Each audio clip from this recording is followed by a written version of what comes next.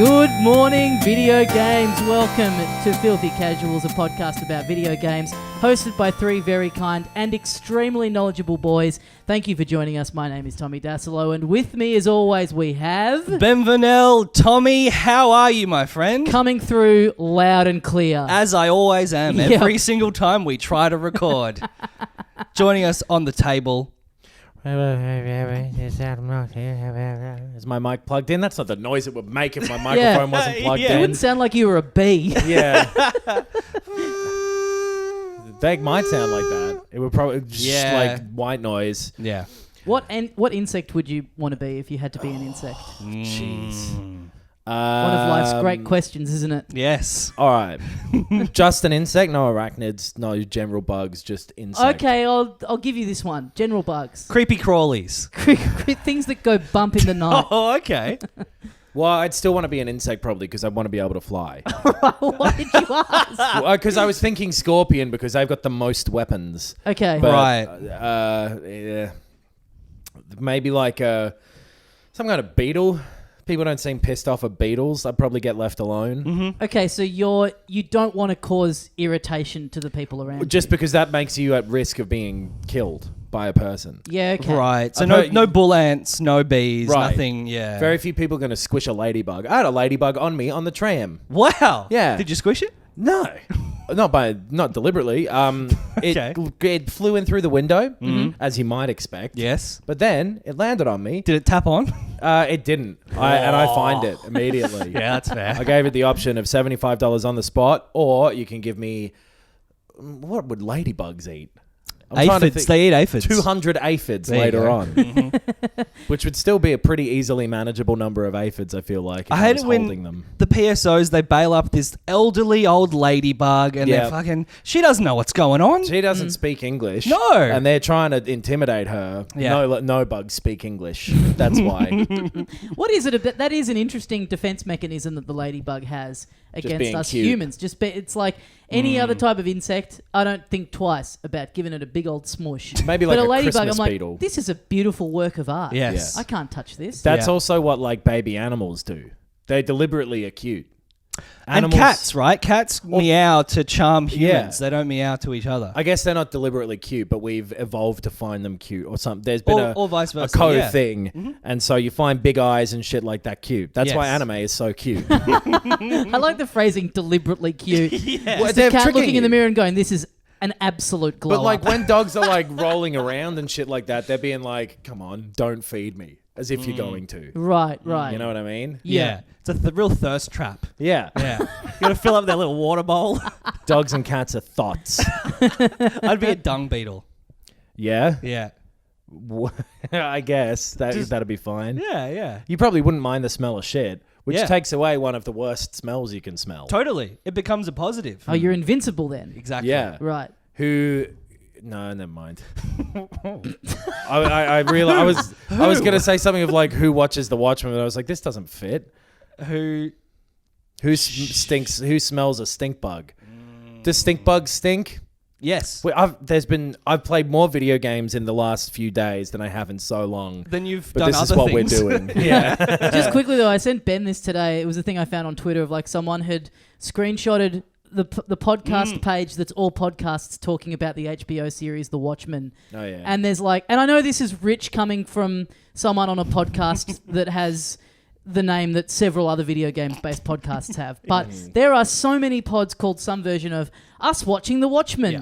Watchmen watchers. Who's watching The Watch? It's like just everything about it. Just another All the chorus same- of voices. Like Same art style of Yeah. the logo. It's all the yellow and black, obviously. I bet there's one of them somewhere in the middle, though, if you dug down that barrel, that's a guy going like, once again, when you write in, for God's sake, this podcast is about me keeping tabs on watchmakers. Right. I think they're up to no good, Yes. and I want to make sure that we know where they are at all times. Yes. If you're going to email me, make it about that. I don't know who the fuck any of these people you're talking about are. I Right. don't know what a fucking one of the Rorschach is. So he's been doing this podcast for 10 years, and this Yeah. whole time he's been going, God, I'd do anything to get more listeners. Yeah. And then all of a sudden, there's this huge influx, and it's the bane of his existence. Be careful what you wish for. Yeah. Who wishes for the wish makers? Our podcast, Aria Watching the Watchmen, is coming soon.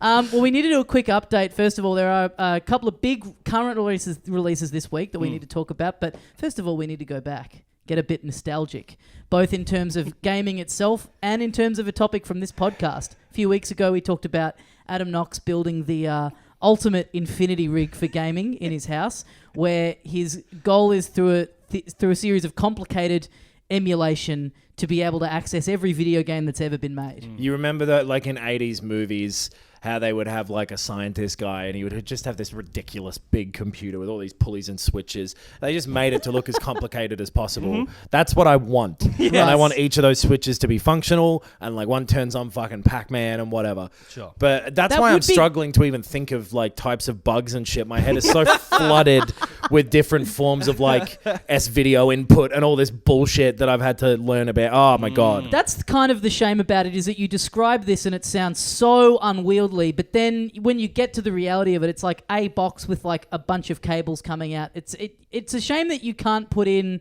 like you said, a pulley. Like if you did have some kind of like rope mechanism, Yeah. you do need, if you could work out a way to have some kind of like 50s style approach to turn it, Yes. like a bit of Rube Goldberg action. Yeah, you've got in like there. a hamster on a wheel that like powers something. Ideally, Right. I would have to do like a Dick Van Dyke, Mary Poppins one-man band thing to get this thing started. Yes. With like pulling shit with my legs and shoveling whatever. coal into an engine. Yeah. Yeah. Because that'll be your next thing. There has to be, there's like I need to hire a child to get into the back of this machine because it's too small for anyone else to get in there. Yeah. Because that's a long-standing thing of yours. We touch on it on the show all the time, that you have this fear that once all the digital stores go down, Not a fear, a knowledge. that when they Yes. all go down, you're going to be annoyed that you're not able to access all these games. And so that's kind of what this is in service of.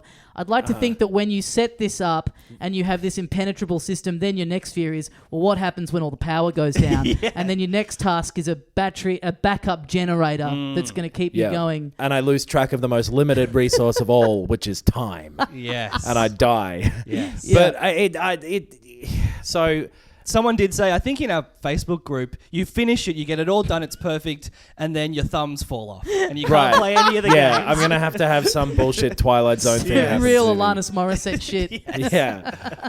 Oh, damn it. I was actually looking for a spoon at this wedding or whatever her song's about. Yeah. So you said to us before we started recording that you've got a bit of an update for us on the rig, because the people are dying to know what's going on with this scheme. If you don't know, I'm trying to just get a thing set up where you can either emulate or play for real pretty much any game. Yeah. And it's going well, but the fucking Nintendo 64 is really hard. I love this. Because we did Yes. that fucking Rareware Bandcamp episode, which will Yep. be up next Tuesday. And is out now for patrons on the $20 plus tier. That's correct. Features one of the greatest raps I've ever heard in my life. Yeah, we got Eminem on the podcast. So pretty much emulation of almost every other system is fine. Yep. It's good. Even it's good enough that you'd notice the difference, but it's not going to be stuff to bother you. But Nintendo 64 emulation for some reason has specific flaws with it that really bother me. Right. Do you mean, but when you say any other system, do you mean up until Up the until 64? Or? kind of like the PS2. You can Okay. do everything up to the Dreamcast pretty well. So you think with even exceptions. like GameCube is better than 64? Yes. Right. Really? The Interesting. GameCube is, and the Wii is even, Yes. because there's a Really? good one called Dolphin that can do them well. Okay. But then like the PS2 has issues and you can't really do the original Xbox, but you can put like, okay. So the problem is years ago, I bought a thing called an EverDrive, Right. which you plug into a Nintendo 64 and you put an SD card in that and it will run stuff off of there. Okay. But the problem is the one that I have is a little old now, and to buy a new one, it's like fucking $250 or something. A new 64? A new EverDrive. Okay, right. And I might need a new 64 because the problem is that some of the games you can only play on this thing with cracks. By some, I mean one. It's Banjo-Tooie. Literally the only game that I'm Really? fussed about. That you can't get a good ROM for? But you But can. you can get that. You can buy it. On Yeah, but it's like $100. Right. And what, am I going to buy a video game legally? That's not the point. That's great. Noxie's a whole thing, and there's just like one game in there that's been bought legitimately that cost him way too much But then money. Empty game shelf except for one. One cartridge. If you have to get up and swap the cartridges once, you've failed. defeats at the this whole point. task. No, You I'm know with what I you. mean? Yeah, you break the infinity spell. And Exactly. once you've spent that much on the cartridge, well, then you'd never want to use it because the stakes are too high. Right. Yes. So there is one good Nintendo 64 emulator or like a thing you can use. It uses this like video driver called Angry Lion that then is really, really intensive on your computer, and I don't have a good enough one. Right. And then the ones that are quicker, there's like little gaps in between all the polygons, and like the way that they programmed it apparently. And honestly, this is from trawling through these fucking forums Yeah, with what these forums are you absolute lunatics. Whirlpool? Forum.bodybuilder.com. Yeah. they're these like you just wind up in these bizarre parts of the internet that are then like Plug the pod while you're in there. Yeah. Those guys would probably get a kick out of hearing this. Put it in But- your little forum signature. you see, I'm not posting on any of them because a lot of these are the Well, that's people your who problem. have coded these You've things. got to ask for help. But they're jumping in there and they're getting into these fights with Oh, one another great. that are stopping them from making any progress. If this sounds sick. It's literally, it's people like, it's going, hey, there's a problem with these polygons. And it was like a thing, I don't remember it exactly, but it's like when it was originally coded, they used two different types of maths to figure out the X and the Y axis. And so they're all a little bit off. Right, And someone's okay. like, I think I've identified that that's a problem. Then a person underneath goes, oh, could we solve it like this? And a person underneath goes, fuck no, you idiot. Then the person underneath goes, oh, so you ignoramuses. It's a lot of word like ignoramus getting thrown around. I think the N-word's about to make an appearance. No, it's more like it's more cerebral than that, where okay. it's Yeah, people, you know, going like it's ignoramus. Yeah, It's where it's programmers. like, Yeah. exactly. Yeah, it Right. is. Everyone who doesn't see things their way is doing so because they're dumber. Yeah. And Okay, right. anyway, it's just this big rabbit hole, and then so. Banjo-Tooie has a crack that like makes it work with the NTSC version, which would be fine, but I've got a PAL one, and I got a TV. So if you have an NTSC signal coming out of cunt's a got a PAL TV. machine, if you have a PAL machine with an NTSC signal coming out of it, Yes. it doesn't render it as NTSC. It puts it through as PAL 60. Which is 60 frames per second PAL, and it's slightly off. And I honestly learned about like how the fucking frequencies that TVs read work. The megahertz. And it's like 2.33 megahertz or something when it should be 2.34. And so the TV doesn't know how to interpret that, and you get a ghosted image. It doubles Okay, up, yeah. and it's all Right. fucked. Right. And it's literally this one, like maybe 3 fucking games that won't do it, and it just has me driving myself up the walls. I'm hailing an Uber and making him drive up, and so Just knowing that anytime I message you and I don't get a response straight away, this is what you're doing. it's because just I'm like sitting in a scrolling bundle these of cords forums. that I've bought off of this fucking weird UK website that only lets you order it by sending them a PayPal message. Okay. And then it'll show up, and it's because it's got a different transistor in it. And then it doesn't fucking work. No, of course And then not. you end up buying an S-Video monitor Yes. off of eBay, and then that doesn't work for some reason because it's Tommy's having to turn down the volume. No, he's turning you up, I think. I'm hitting the rant filter. Anyway, it's one of the worst things I've ever done to my mind and my disposition, and like I am so afraid that my girlfriend will find out and leave right. me. Yeah. And But you know what this is? I think that this is, again, to borrow from the Watchmen, I think this is like you're the scientist, you're in the chamber at the moment, you know, you're just getting electrocuted or whatever's happening in there, you're like, but then the end result will be you emerge victorious as Dr. Manhattan. Yes. You have all of the it knowledge. hurts for a minute, but soon I'm going to be showing everyone my dick. But you'll be totally alienated from everyone else in society. But then the problem is, because I haven't been able to get the 64 thing to work, I don't know how well all of the other ones work. I've tried bits and pieces with them. Right. So I really think this may might be... happen with every other... I think it's just really fucking stupid what I'm Yes. doing here, and ultimately pointless. But I'm not going to stop. No. You've come too far now. That's the worst bit of it. You couldn't, even if you were fine with walking away, you just couldn't at this You ever point. heard of the gambler's fallacy, where you keep trying and trying and trying Yeah, and losing? the sunk cost fallacy, yeah. where you sink more cost in, you get a phallus in return. That's what I want. Oh God. Because if your girlfriend did find out about this at this point, not only would it be She knows. a humiliating endeavor, but Yeah. that if she found out at the point that you'd given up, it's like, not only is this Yeah. humiliating, but he's a fucking quitter as well. It's just like, so then it's even worse. Yeah. The stakes become even higher. So then you're having to hide every trace that you ever even attempted to do this. Honestly, I was like fucking miles deep in this the other day, and she sent me a text being like, "Hey, what are you doing?" And I was just like, cheating on you. It'd be better. It'd be She comes better. across you like midnight in some like fucking national park, Covered in shovel. cables. Yeah. You're like burying something. She's like, what have you done? It's like, it's an N64 game. I couldn't get it to work. I'm sorry. Oh God, it's a nightmare. I really want to be able to just figure out A nice clean and solution. Look, it's all doable if I were to put more money into it. right. But I don't want to do that. Yeah. I don't, because I know it's not actually worth anything. You know what I mean? You know So that? I'm not putting money in because I Right. know, well, this is ridiculous But to you put don't- this but- much money into But this. let's say you'd put another like year into this, and Yeah. you're so the final piece of the puzzle is like, you know, whatever, a thing where let's say if you could probably, you know, muddle around and nut it out yourself, or you spend $100 online and you just get this thing sent to you, and then that's it. At that point, are you going to take that option, or would you still feel like you have to stick to not spending any money on the it? thing I'm worried about Any is more that- money. Well, and Yes. the thing and a lot of this stuff I, gathered over the years organically, or like for an actual year. I've got my original PlayStation. Yeah, still. I was gonna say that sort of shit where Yeah. I don't. I'm not gonna fucking. I guess I could sell that and make money, but it's not spending money. Yeah. This is an attempt to unify all the technology. Just to be able to have my life back. There's another thing, I can't remember what it's called, but it's like... You're turning into like the giant blob in Akira, where he's just like absorbing everything. It's like you got a PlayStation in you, and then you got a fucking Yeah, I'm 64. I've never seen that movie, but probably... Yeah, it's Does he it's scream pretty- more? Not far off. But yeah, he can't be he's- satisfied? He's making, he gets bigger and bigger and bigger. And he knows it's not a good idea, but he can't stop. Yeah, he's possessed. At a certain point, it's just like he's lost all free will. And every time you think you're close, there's something fucking else that's Yeah. wrong. It's the Sisyphus shit. He keeps pushing that boulder up, and then the boulder falls back down. And he's like, "Oh, I wish I could just play any Nintendo 64 game." Anyway, I'll figure it out. There's a thing you can get that look, it doesn't fucking matter. But This is the best bit. You start to explain it, and you know it so deeply, but you're just off yourself. You've just had enough. I know it doesn't matter. I Yeah. know it doesn't matter because you can do other. No, I have to stop. But nothing matters. We do this Yeah. every week. This Yeah. doesn't matter. Yeah. That's the point of the Sisyphus story. Is like, that's life. That's life, baby. Yeah. Yeah. All you're doing, getting up in the morning, pushing a boulder up a hill. I mean, I rolls got to back say, down. though, hearing this makes me glad I've never had real goals. Sounds like too much work. Just go with the flow. Just go with the flow, baby. Yeah. Yeah.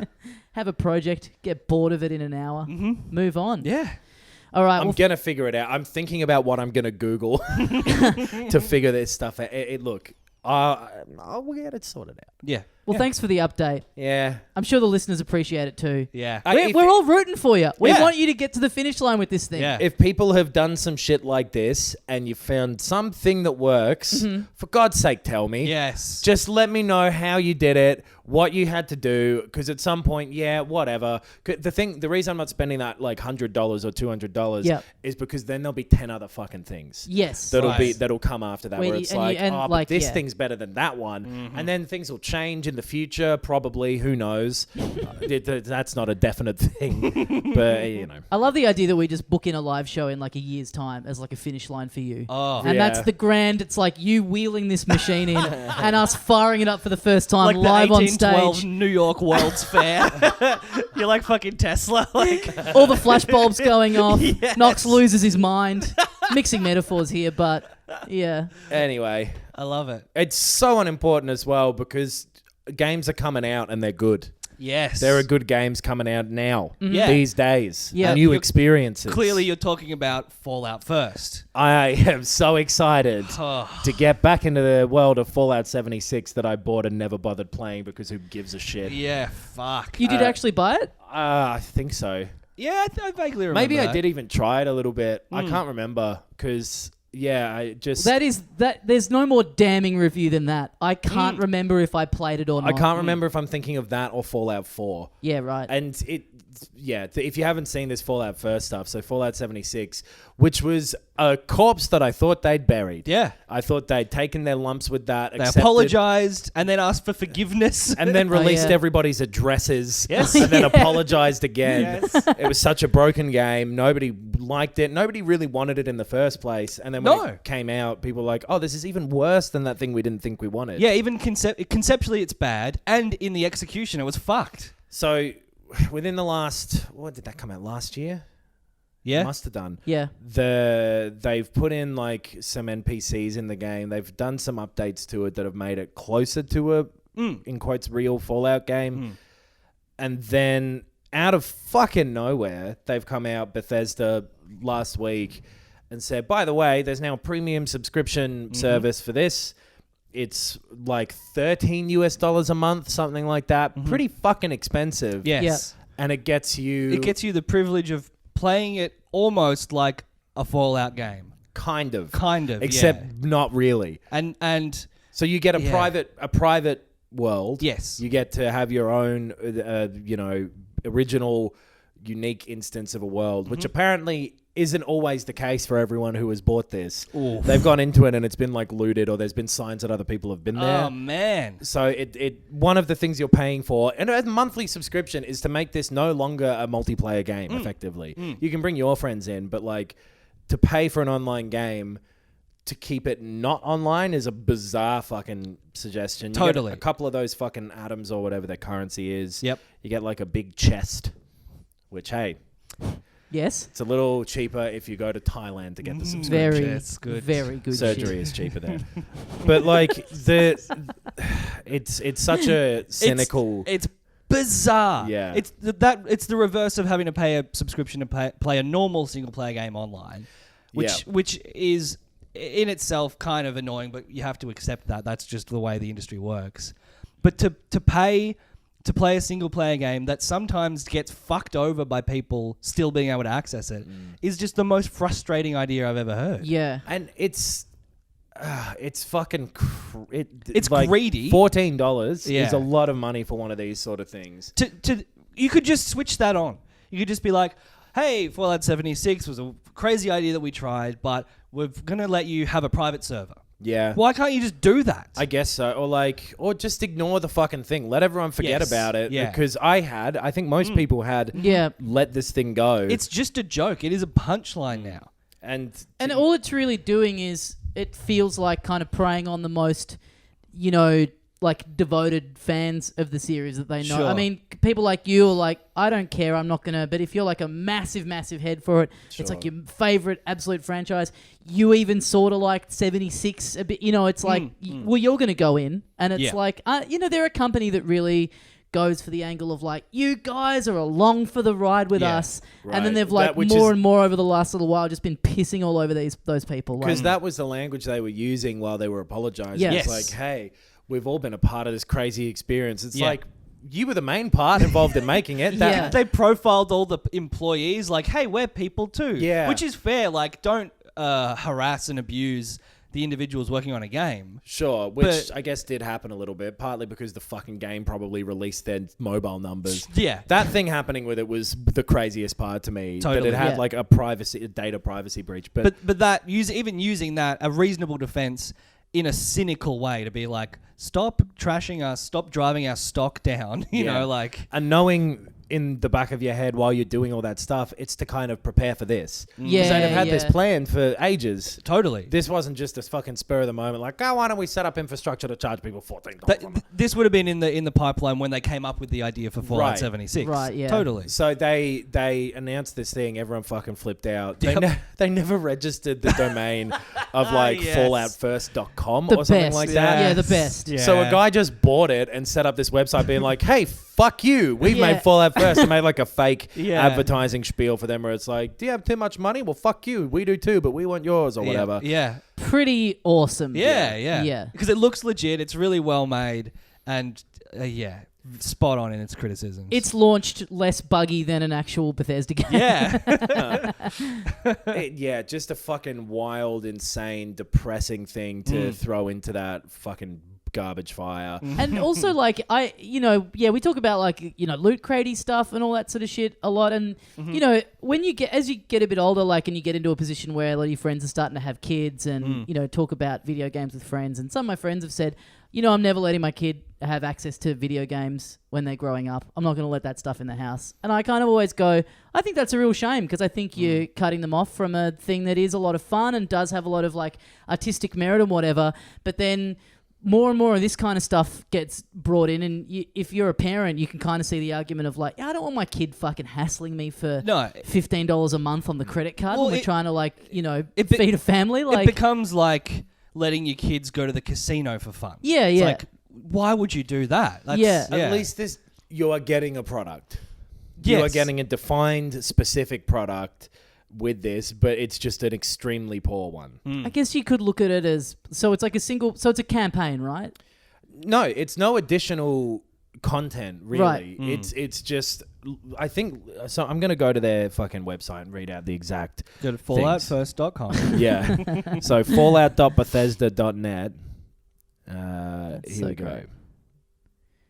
There's a little spinning cog. Oh, fuck. Now there's 3.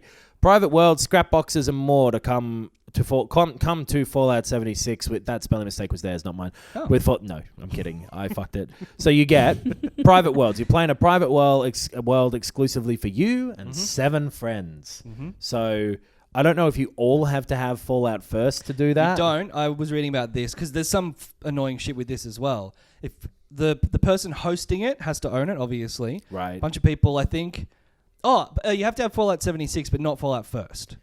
Right. And then if the person who's hosting this world leaves, someone in that world still has to have Fallout First for that to persist. Okay, Right. So someone has to own Fallout First or be subscribed to it. Online it the whole time. For this to be ongoing. Right, yeah, that is what it says here. So that's fucking stupid. But yeah, you do have to own Fallout 76. So private worlds will continue to evolve with new features such as expanded building areas, increased camp budgets, and workshop persistence. It's all pretty fucking uninteresting stuff. And that's stuff that would have taken them no time or effort to put in. Not really. It's just changing a couple of parameters, and you're paying for like the space on their like server farms or whatever. Is the idea behind it. You get unlimited storage for items, which again, that's just changing a number. Yes. Yeah. You get a new placeable fast travel point with a stash, sleeping bag, and more for your basic needs. You get 1,650 atoms per month, which that would be invisible, that number of atoms. Yeah. You wouldn't be able to see that number of atoms. Yeah, that's like a skin cell. You get an armor thing, and you get some like emotes and shit. But the game still is not. You get side pretty much quests and nothing. things. Yeah, it's the same There's no game. story. It's the same game. It's just like you dropped into the world. You can build a base. You can fuck around with your friends and kill fucking death claws. I think they have added some story stuff and some little side quests and that sort of thing into there over the last year. So it's I think in a better state than it was when it released in terms of being a game. Right. But I do kind of want to look at it at some point, I guess. I feel like this is what we said last year is like, let's come back to this in a year. Right. And see.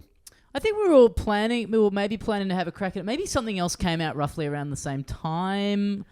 And I remember looking at the cost of it and being like, well, it sounds bad. Why would I buy it? I feel like possibly I played it a little bit. I honestly can't remember at this point. But yeah, it's fucking insane, and it makes me not want to. Bethesda can fuck off in a lot of Doom ways. Eternal coming soon. Well, but that's id. That's different. Sure. So that I'm still looking forward to. Yeah, that'll be great. Just Bethesda Softworks. Yeah, the sure. people who maybe they can always have fucked off for a long time now, at least. Skyrim was never as good as anyway.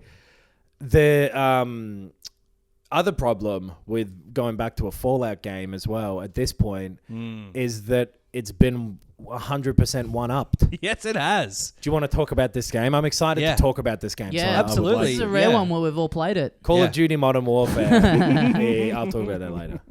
The Outer Worlds. The Outer Worlds. Yes. I've played the least of this out of the 3 of us. I just started it this week. Yeah. Wasn't really on my radar at all, and then saw that it's on the Game Pass. Yes. I mean, big shout out to the Game Pass. Yeah. So good. Yeah. And then, saw it getting a lot of good reviews, and you guys Game were talking Pass very costs positively about the same as Fallout 76's subscription thing. Yeah. Right. Yeah. That's fucking nuts. Yeah.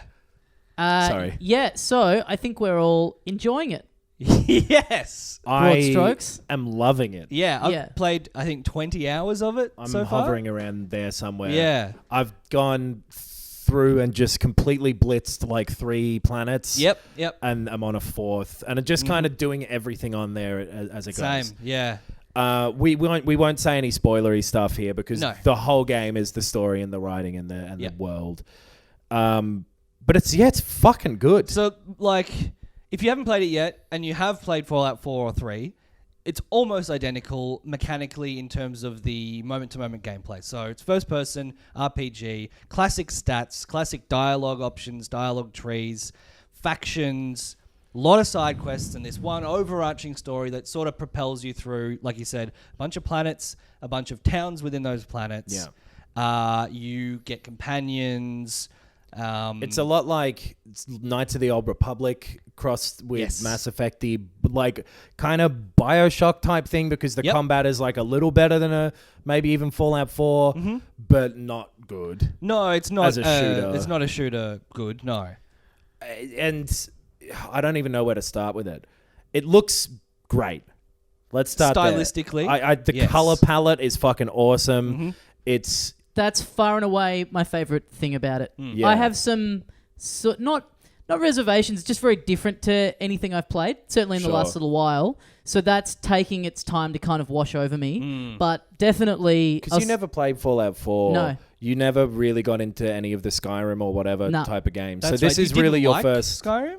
Was that right? Yeah, I only tried it on the Switch and I just Yeah. felt like coming to it now fresh, bits of it felt really dated. So this is your first toe into this type of game's exactly. water. Okay, that's a really interesting perspective to have going forward. Let's not use it. You and me talk about this bit.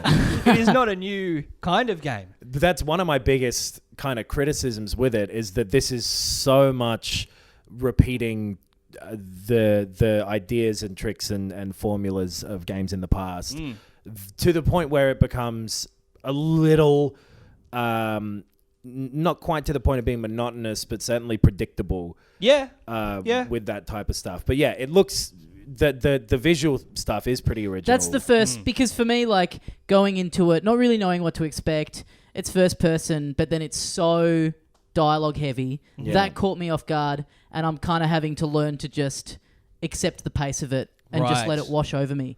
Especially because a lot of stuff I've been playing that has a lot of dialogue in it, it's like text coming up and you can kind of, read faster than it's speaking. You can kind of skip ahead and do it at your own pace. This you kind of have to like wait it all out. So just learning to just be patient and kind of almost take it in like it's a movie. Well, and it's worth it because the voice acting is really good. Yeah. All of the characters are really well written and thought out. Pretty much all of them are interesting in some way. Yeah, they all at least have this like hook to them. Yeah. Even the side characters, as in like the NPCs and stuff. There's something interesting about them that makes them or makes you able to conceive of them as a real person almost. Right. And they all have like just a little extra thing that makes them have a point. There's no real filler. In there, but which is a big difference of this versus those other sort of similar types of games. And it's why it reminds me of Knights of the Old Republic because it's a few small areas. Right. It's not one big open world. Well, it's a few big areas. Oh yeah, small compared to like a Skyrim, but like big-ish. Yeah. Video game level sized areas or bigger. I don't know what size they fucking are. What am I, a square kilometerologist? They feel big to me. Sure, they're definitely not of the scale of one of those type of open world games. Sure. They're like how Knights of the Old Republic was. Right. Where it was like these planets where you go and explore a bit, but it was pretty contained. And everything that you were doing there kind of happened within this not too distant bounds of this area. It's clearly inspired by that. I still think I'm impressed by how much bigger than those it is. Sure. That's not really hitting, but I like how contained it is comparatively to a Skyrim or whatever, where it's just everything that you're going to do is pretty nearby and it's all there for a reason. Everything is there to actually serve some part of the game. Yes. There's no fucking fluff. Yeah. They've taken all of that out. Yep. Which is so refreshing. And yet to try and stay structured, the visuals thumbs up. Oh man, I that's my like. structure. Yeah, the palette was the first thing that leapt out to me, and like, not the, in my experience, not the sort of palette that I think of when I think of these kinds of games. Right. Like Sure, when I've yeah. kind of looked at like screenshots and short clips and stuff like that. Very pastel-y and very Yes. like contrasting, like pinks in the sky and like Bright oranges and Yeah. purples Yeah, and blues yeah. and greens and really, really bright, pretty colors. yeah. Yeah. And that's enough to entertain me. So even though like it took me a while to kind of like adjust to the pace of it because it was definitely like not what I was expecting. The thing that was kind of pushing me through was like, oh, I want to see what the next little bit looks like. Yeah, I want to see yeah. what new kind of interesting visual thing there is.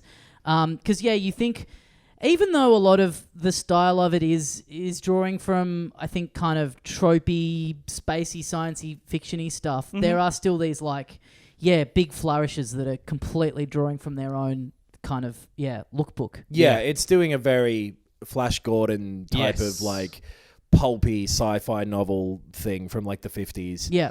Crossed with a little bit of like the Fallout aesthetic of Yeah, like big old-fashioned but new. Yep. But this has a purpose behind that. Right, so this is my issue.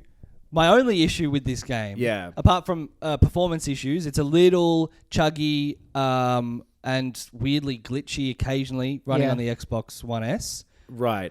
I'm playing it on an X and it's fine. Right, okay. It's I've had a couple little chugs here and there. Nothing Yeah. too Right. bad though. it's been noticeable to me in some, which it's not something that bothers me. Sure. But I have noticed it. That does seem to keep happening with games like right at the end of this generation here. Which They- I'm accepting that is what it is and Sure. whatever. I've had a couple little things like when I'm talking to an NPC and it'll cut to my companion, the textures on their clothes take like a couple of seconds to kind of pop Yeah. in. that Little has things actually like that. sort of happened for me as well. And That's the main thing I that's think continued for me. The Yeah. Unreal Engine tends Right. to do that, have like those kind of textures pop in and stuff. But like whatever. that. But Yeah. my thing, and maybe it's just because I haven't thought about it enough, is I don't understand the purpose of the aesthetic. So, like, Right. like the Fallout games a lot. I think that this is better than both of the most recent ones.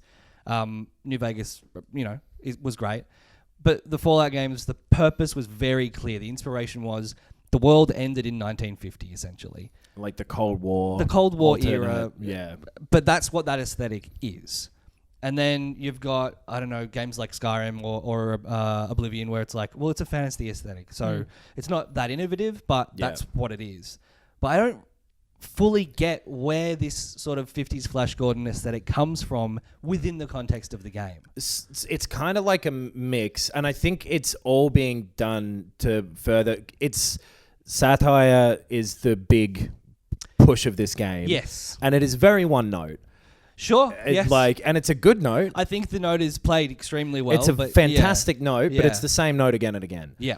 Which is the extreme capitalism is bad. Yeah, it alienates communities and individuals, and it's bad. And Yeah. this is what happens if a solar system is run by capitalism. And it's all done well, and I think that the aesthetic is pushing, like, it's got kind of a mixture of like the late Wild West type of snake oil advertisement stuff crossed with like 50s like peak bullshit ads, Homemaker sort of Yeah. toothpaste sponsoring everything, Sure.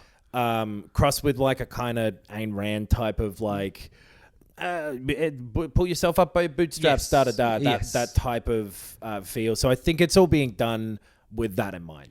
Right. I That's kind how it of comes am a across to bit me. with you, Ben. Like I don't necessarily dislike that 50s-ish kind of aesthetic, but I do find it weird that it is playing that card so heavily when, in my experience, again, of only having seen this stuff, not really playing it, but just in the press materials and stuff, that's the card that Fallout was playing so strongly. Yeah. So it's so weird to have this game that is gameplay-wise this same thing, but then is also using like such a big aesthetic component from it. It just kind of, even though I haven't played any of those games, like it just sticks out to me as like just a strange decision to not try and push it in a bit more of your own. I don't think it doesn't work or anything. It just feels 'cause weird to just ape it. Like I think it's hitting though for me because it is like, yes, it is so similar, but it appears to me to be because it's doing that ideal view of what you imagine, like the very capitalist rose tinted glasses type of people are thinking of like, well, if the world was just like how it was in the 50s, right, everything would be great again. Or like the Wild West, that's when we were real Americans, and it's pushing that stuff. But I think for me, it's just to an like extreme degree. I think it works in the context of the game itself in isolation. Yes, but I think in the real world context of this as a game, next to something that it's already... that's just the bit that strikes me as weird. I agree with it. I think it perfectly works within the game itself. But it is... in the real world, it's like, this is strange to like go so hard on it. And I wonder if there was something of them going like, well, we were the Fallout New Vegas people. We're kind of doing a spiritual sequel to that. Yeah. It kind of strikes me as that, yeah. Yeah. But it works as both. Because it reminds me of... unique, It's Bioshock-ish aesthetically as well. Right. In terms of the politics of it and the aesthetic. That even Infinite as well as the first and second Bioshocks, it mixes all of that stuff in, that real like patriotism stuff. But in this case, it's for corporations. Right. I think I just feel like... And then Bioshock as well was like very... Yes, absolutely. You can... What should is a man not fucking entitled to the sweat of his own brow? Yes. But it's like, well, if this is the future in which we have, colonized other planets... Why isn't this more futuristic aesthetic rather than a Why did we throwback go back to the 50s? Yeah. Sure. Because it makes literal sense in something like Fallout. But I just like... And it's beautiful. The illustrations in the like loading screens, which you do see a lot of, are so fun. There's like the whole aesthetic is fun, interesting, beautiful colors, like you said. Yeah. It's all great. I'm enjoying it. But intellectually, when I sort of stop and I'm like thinking about it for this, I'm like... Does this make sense to me? Sure. And it's definitely made with the satire element front of mind rather than going like, well, a cyberpunk version of this would work or whatever. Right. Which, could have. Either way, it's fine. Yes. It's not that... It's more of just like interesting to me rather than even a negative. Because then that satire stuff and is the biggest push of all the...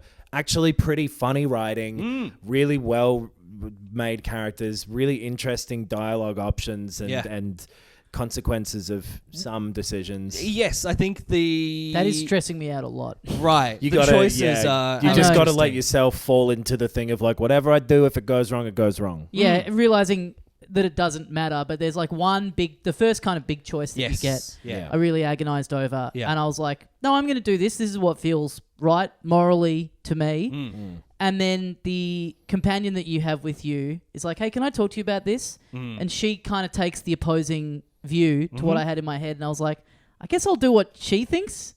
That's a very interesting reflection like, of you. I was like, well, I don't know if the game... Because I was also like, I guess if the game's kind of leading me towards it for whatever reason, then I'll just go with that.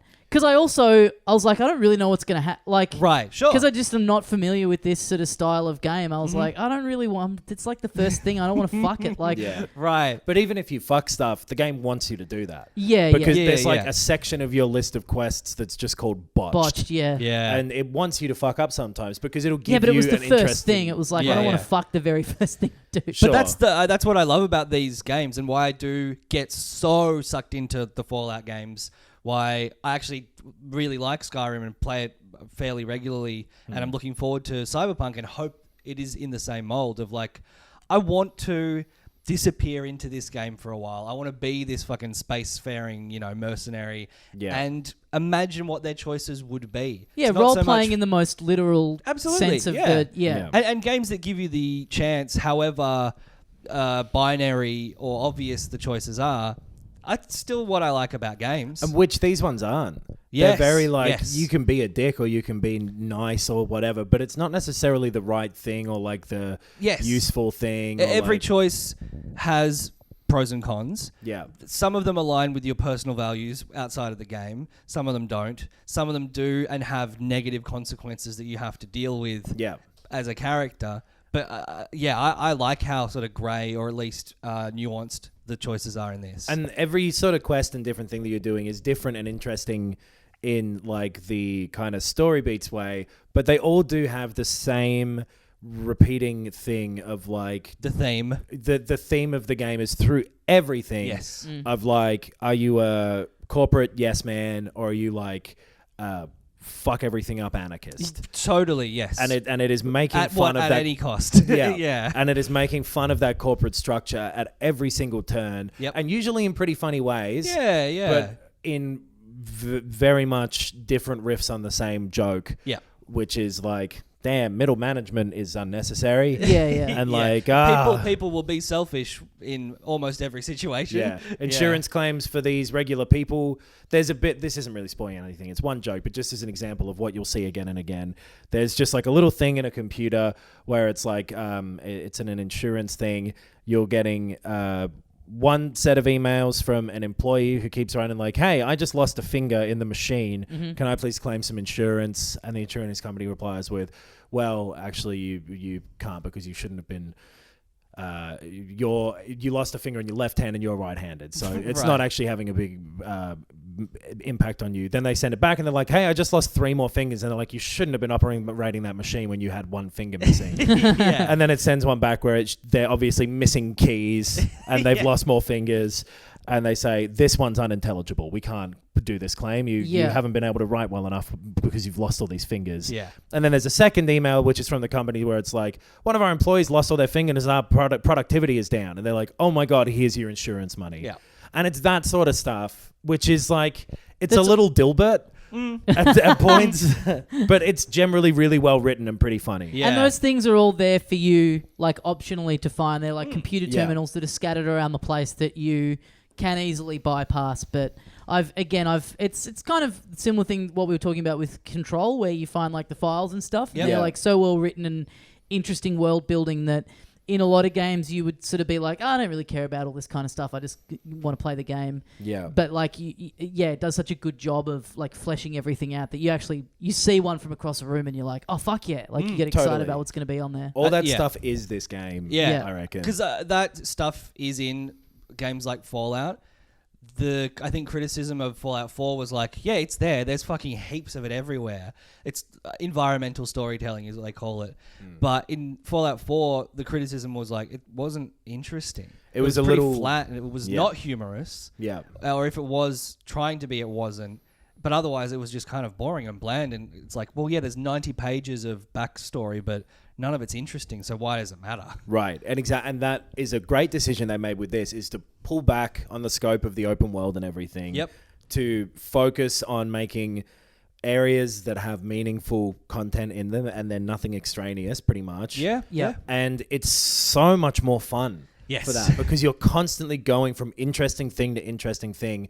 And I would say it feels like I'm about halfway. Right. Probably for you as well, if we're both at 20 hours. Yeah. Because I've kind of gotten through half of the planets that you seem to be able to go to. Sure, yeah, there's like something's happened where a character meeting has happened where it's like, oh, this is sparking a whole another set of objectives and things to do. That feels like maybe this is a transitionary point. Could be halfway, could be a third, could be 2/3. It sounds like it's kind of, if you were to just focus and zip through the main story, you can do it in like 10 to 15 hours. Right. And if you're doing yeah. all the side stuff, it pushes it a little higher. But it's not like the 200-hour fucking Skyrim bullshit. Because it doesn't have those bloated, clear out this fucking cave that's the same as that cave from 8 caves ago. Yes.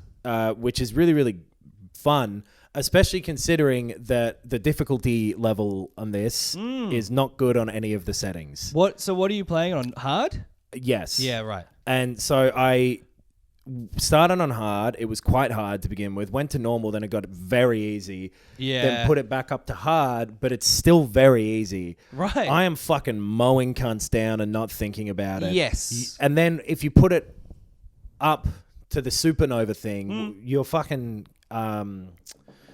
companions can die permanently. Oh, shit. So I don't want to do that. Yeah. And then there's sort of some like things, mechanics using like little bits of food and stuff like that that can boost your stats. It's kind of like the potions in The Witcher or something like that. Yeah. But it's pretty fucking boring to do all that stuff because it's kind of just setting the difficulty level back to normal. Yeah. You just consume these very easy to come by things. Because this is just a bunch of numbers, essentially. Yeah. So, yeah. And so if the only difference between normal and hard is that before a battle you just eat 2 things that make it back to normal difficulty. Right. Yeah. That's my biggest criticism with the game is that it's not that interesting to play the combat parts. Yeah. Or the sneaking parts because of that, or any of the like traditional game stuff. Sure. Or like shootery type stuff. Because the shooting, like you mentioned before, is not as tight as an actual shooter. No. It is closer to something like Fallout, where it's like, you got to do it. Yeah. You'll probably chuck it on the slow motion mode if you're not a good shooter. If you are a good shooter, you'll probably be frustrated at how simplistic it is. Yeah. So then I went back down to normal. Yes. Because I'm just zipping through everything that's that, and it's kind of fun just to go into a room and like, oh, okay, there's 100 dead people. Who gives a shit? Sure. Because you're trying to get to that next interesting part, which is the little thing you read on a screen, or is the person you talk to, or which is is the decision so you have to make. Moorish. Yeah. Like I haven't had such long gaming sessions in months. Right. Like I'm really, really into it. I'm not addicted to it, but you know, it is like a good book. I cannot put it down. Because every place you go to, you just explore. You go into every building and you talk to every person. Yep. Then you get this long list of quests that takes you to more buildings and more people. Yep. And then you just fucking eat everything that there is on that planet and go, oh, right, what's next? Yeah. And fly off to the next one. It's fucking good. Yeah. Every one of those quests has been interesting. I've been playing it on normal, and yeah, like it's not a challenge. All my stats are over 50. You know, like it's.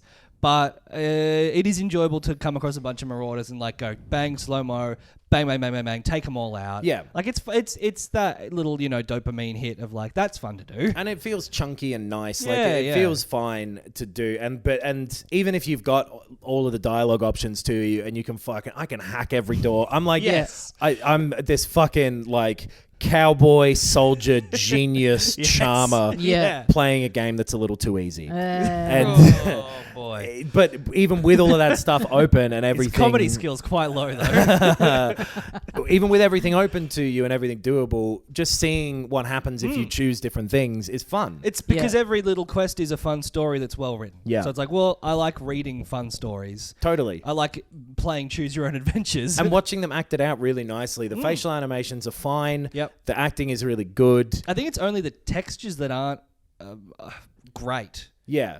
And it looks like a pretty standard video game with nice art. Like it's not like, whoa, look at the fucking lighting in this or whatever. Yes. It looks like a modern game. Yeah. With I think a slightly more interesting palette. Yeah. Generally speaking. Yeah. And just a fun fucking vibe. Yeah. Every little fucking inch of this wants you to have a good time with it. Yeah. Yes. Which is so refreshing I don't know why that is seemingly so uncommon. It's not set up for you to grind away and continue to own the game and not want to sell it. It's the opposite of like an Assassin's Creed or like Horizon Zero Dawn or any of the recent, they're not that fucking recent anymore, but like Fallout and Skyrim and whatever. Yeah. Because it's just trying to make you have fun for maybe, it'll stop after fewer kind of hours. But I reckon this is a great game to replay because these different directions you go down. Well, like the Knights of the Old Republic games. Yeah. I've replayed them like dozens of times probably. And it's like, well, there's a finite amount of choices and possibilities, but it's like the characters are fun. Yeah. The story is fun to experience again. Yeah. And you can put in these little changes of direction, these little extra things, and it does eventually become a huge combination of possibilities. You're right though, Knox. It is rare to see stuff that is not like overstuffed and doesn't have stuff in it that you can picture someone in office going, this adds a bit more value, I guess. Like this, you can go off and do this, and it's like that adds another half an hour, which people are obsessed with. Like you got to really respect something that just goes, it's 10 hours if you just get down to brass tacks. Yeah, that's fine. And it not values everything your has to be time. 100 hours. Like And it's not like you're going, but what happens with this and where's this and whatever? Because like it's focusing on these small parts of these worlds. So it doesn't have that weird Skyrim thing where it's like, well, this is the biggest city in this state and there's 11 people living here. Yeah. Because you're in a small town. Yes. And you're going to these small towns on these big planets or these small areas of these big towns in these big planets. Or what, like it feels correct that it is this small. And I think the criticism you've had of No Man's Sky is like if it's randomly generated, there's no curation, there's no artistic sort of thought put into these specific like towns and shit.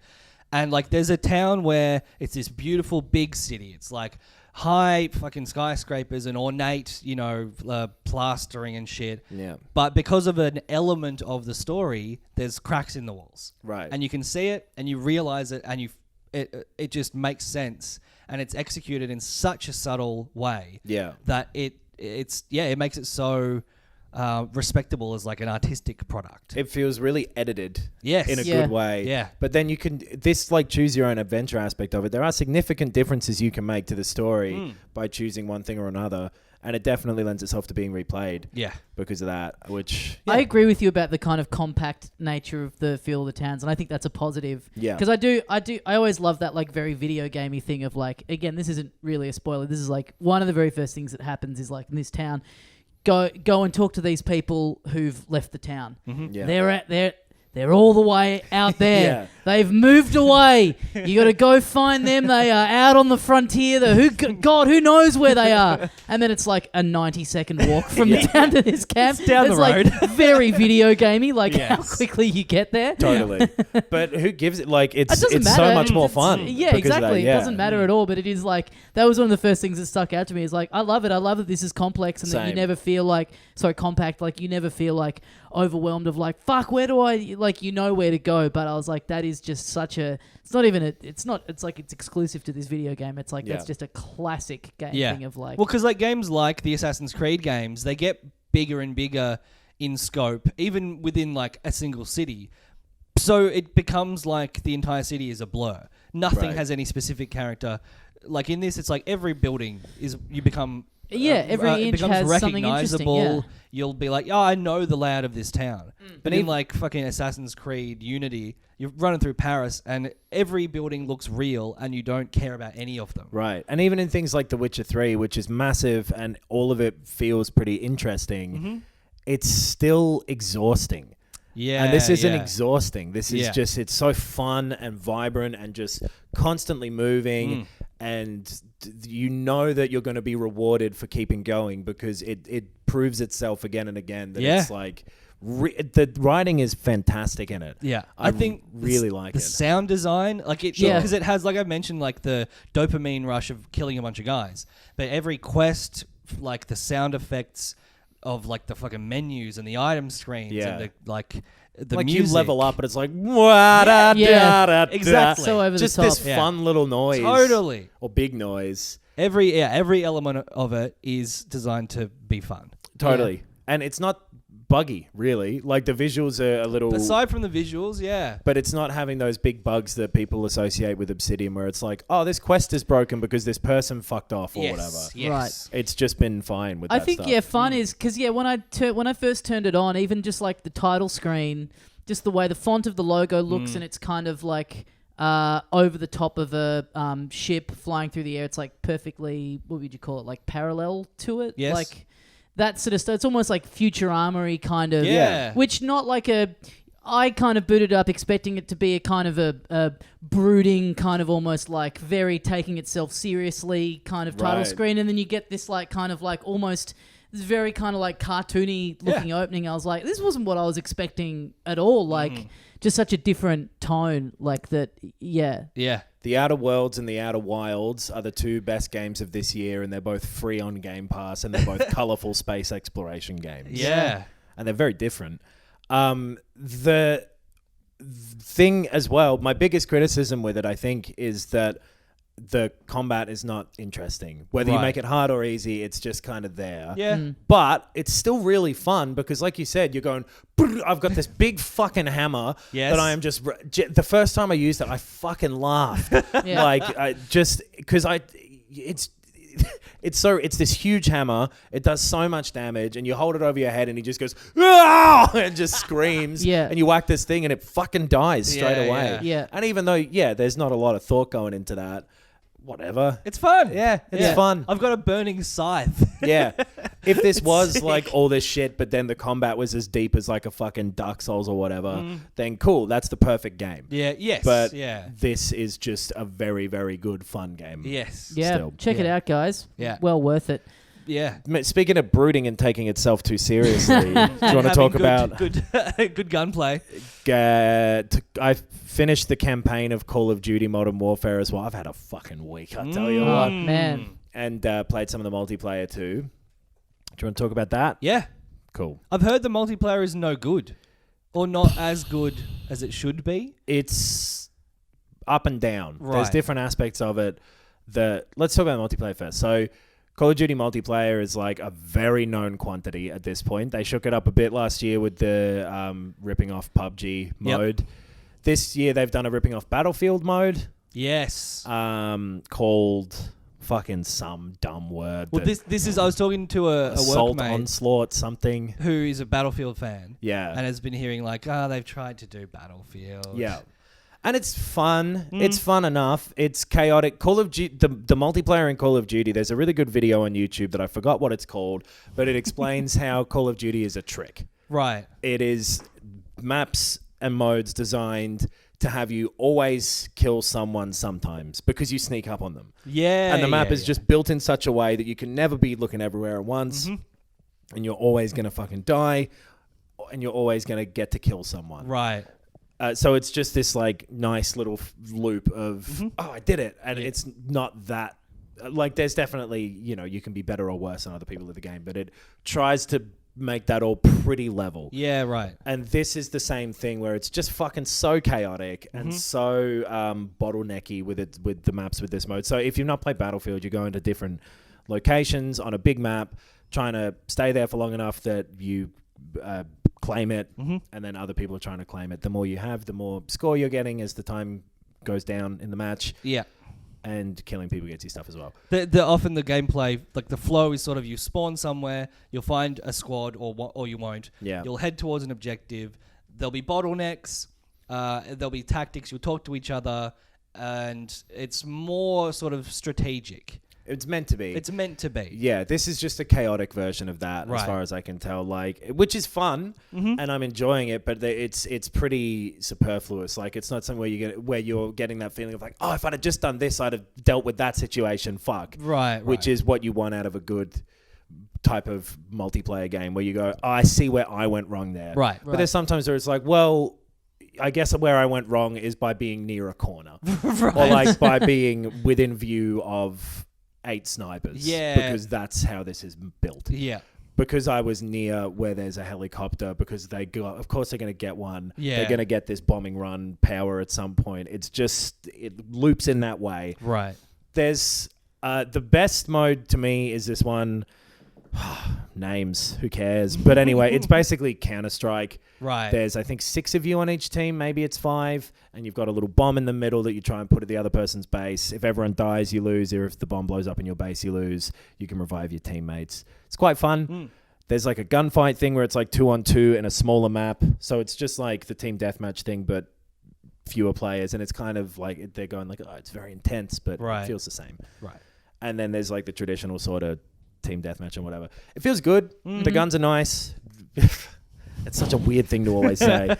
But like it feels really good to play. It's the best feeling shooter that's around still. Yeah. Right. Just like, it's snappy, and it's what you want to happen happens when you try to do it. You know what I mean? Right. It feels very solid and nice in those multiplayer modes. It's the same thing again. It's not the sort of rebooty, here's the next chapter type thing they're trying to promote it as. Right. It's very much the same thing again. Right. It's got a co-op mode, like Spec Ops, which was from the older Modern Warfare games. It's called Spec Ops. That fucking is weird and fucked at the moment, because like it's broken in some ways. Like there's not all of the content in it yet. This definitely wasn't finished by the time they put it out. Like, it broken in the way of like, sometimes it'll just fucking like the AI won't spawn, like the enemies won't show up. Right. And so you're just standing there for ages with all these teammates, and eventually you all just go, oh, whatever, fuck.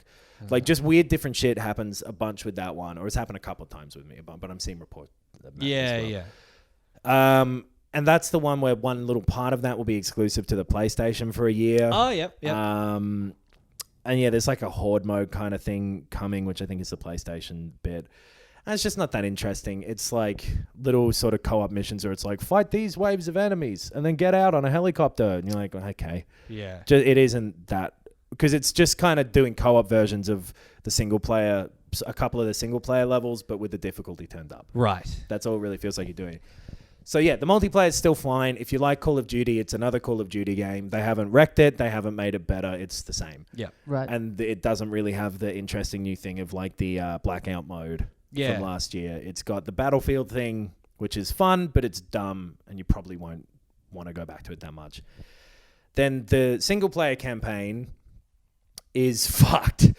Oh, It's so this is the throwback. This is the old characters from Modern Warfare. from Call of Duty 4 from like 12 years ago now. Yep. Captain Price is back. Yes. And he's got a strangely puffy face now. And they've mapped the actor, and his face is just different to the original face, so he just looks puffy faced, but he's fucking unintelligible. They've got this actor, I don't know who it is, but he's like this British commando guy. Yeah. And everything he says is like, all right, what you got much right down there? Like, what? I think he said something gruff. I'm not sure. Yeah. The dialogue is all really low. I ended up turning the music and the like sound effects down to 50% and leaving the dialogue up because it's just these This is people not going what like, I thought the complaint of the game was going to be. no, it's The not that. mixing Yeah. is awful. The mixing isn't great for some reason. It's really weird. With More the reverb on the dialogue, thanks. Yeah, you can turn subtitles on, but I don't like doing that. Anyway, so so it's pretty much the same as every Call of Duty campaign there's been for more than a decade. Yeah. It is not in any way a reinvention of it, really, which they were kind of putting it forward as. They're like, it's here we go, Modern Warfare's back, and it's different, and it's gritty, and it's fucking this and that. They were kind of being like the characters you know and love, but we've fucking dialed it up to 11, and it's a revolution of Call of Duty gameplay, and it's more cinematic, and like that was the marketing push. And some of it kind of is, but the story is fucking stupid in some ways that kind of happened with the originals, where like you've got Russia invading America, but then it's like this weird comic book story about a general betraying you. Right. So it kind of makes it like, oh, well, is this a bit weird that you're having me shoot a bunch of people in an airport? Because then you're like, effectively this kind of like comic book villain is doing, you know what I mean? Like that mix of gritty real world. We've modeled these guns and we've paid the gun companies to let us do it. Yeah. These are actual army fatigues based on the Yeah, and then it does this kind of stupid fucking story. It makes it seem not disrespectful because I don't want to give it that much importance or credit. Like just gratuitous or like the treatment immature and stupid, and that's how this one feels again. And they've tried to go further with the the fucking war is bad, but then you have to be the good guy, and there has to be a bad guy. So they're not saying war is bad; they're saying war that isn't us doing it is bad. Right. It doesn't. They try to have like these torture scenes and these like. So there's like a terrorist attack in London. Yeah, that's how it opens? It's like the second level. Right. There's things where you're like doing these kind of covert raids on like a townhouse in London because that's where the terror cell is. It's like, oh, you can shoot the wrong person if you're not careful. Fuck. You can shoot a hostage. But then at the end of it goes, why'd you fucking do that? And that's kind of it. Right. So it's like, oh, Yeah. It's I don't know. A British person chastising you doesn't make you feel that bad. It makes you feel like you're Mr. Bean. Yeah, right. You know what I mean? And you've dropped the painting and someone's like, why'd you do that? And he's like, I don't mean that. That's not actually my criticism with it. I just thought that'd be funny to say, all right? But like, it's for as much as it's trying to be like, fucking hell, imagine if you shot a hostage. Yeah. Right. It's weightless. And then you do and nothing happens. Yeah. Or it's just like, don't do that. Yeah. And it resets it. Or it's just like... it should be like, all right, well, we're putting you in court-martial and you're probably going to get discharged and that's the end of the game. Sure, and it deletes your... burns the disc and whatever. I don't know. You've done a big fucky wucky, you bozo. It's that fucking nanny. Yeah. Super nanny. Yeah, super nanny. Yeah. It's like...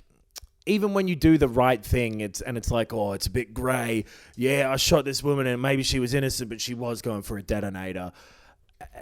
It's never actually grey. Right. It's always, fuck, good thing you're the guy with the gun. Right. Because you shot the bad guy with the gun. So the Right. only person who could kill a bad guy with a gun is a good guy with a gun. That's ultimately always the message of these games. Yep. It's really weirdly like, well, no, the guy with the biggest muscle should be us, America. Right. There's like this thing about, there's like a war crime that happens in it that I think they're reading too much into because it's a pretty general kind of setup where it's like a bombing of a road and people get caught in the crossfire.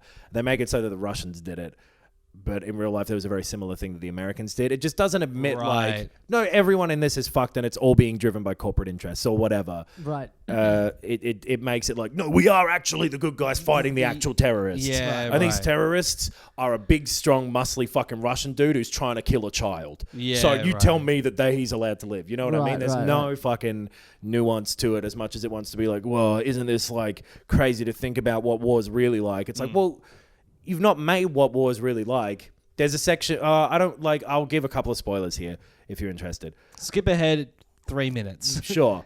There's a section where you play as like a kid who's a younger version of a character who's in the modern time. So you go back in time and there's like a gas attack and these people die and you're the kid being chased around by this big fucking dude and he's trying to kill you and you stab him. And it's like, oh my God, these kids just killed someone. But it's like, it just doesn't land. None of it has the, and there's some, I think part of the problem is that there's something really weird about if you set up a terrorist attack in London and all these people are being shot in literally Piccadilly Square that you've really recreated. Yeah. Like, okay, wow, that'd be hectic. Yeah, that's a very intense scenario.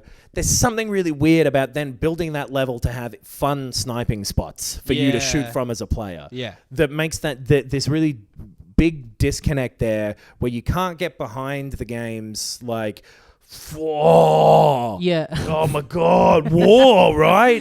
It sounded at the start like it had just seen some huge knockers. Because it's trying to be Great like, sniping fuck. spot to see in someone's bedroom window. It can't be going, war is fucking shit and fucked, man. It's crazy and it's terrible. And then at the same time going, it's kind of fun, but. Right. Yeah, Right, yeah. which is the thesis of Call of Duty. Yeah, so none of it, it all just washes off. It all cancels each other out. Yep. And it ultimately feels like nothing. Sure. It looks amazing. It looks really, really good. It's running at a really solid 60 frames a second. It did hitch actually a few times for me. So not that solid, but like like these weird hitches where it's clearly loading or something. Right. The lighting looks fucking amazing. You turn all the lights off and you turn a torch on and you look for that Call of Duty disc. You put it in your Xbox and then you get a good looking video game. But like, Fuck. Why do we let him get away with this? I know. Time and again. torches. Time and time again.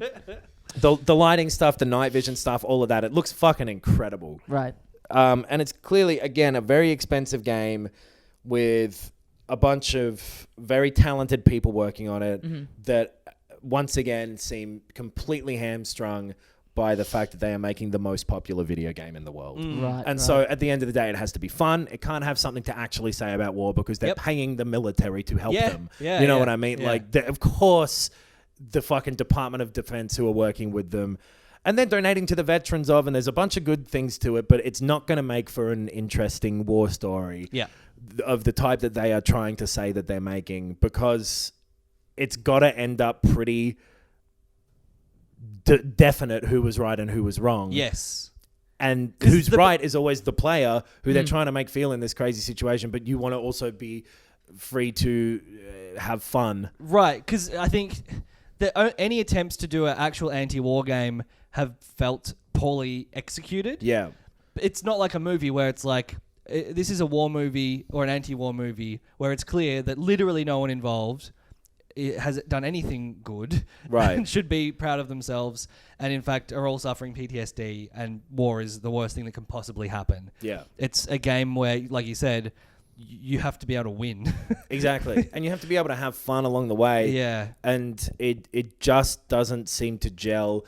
People always cite Spec Ops: The Line as that's this what one I was that did thinking that. of, yeah. And I really didn't like that because the trick it tried to do was like, don't you feel bad for having fun now? Yeah, I was like, no, because I saw that they were innocent people who you tried to get me to do the white fucking phosphorus on, and you wouldn't let me not do it. Yeah. So I don't feel the least bit bad because you forced me down this path, game.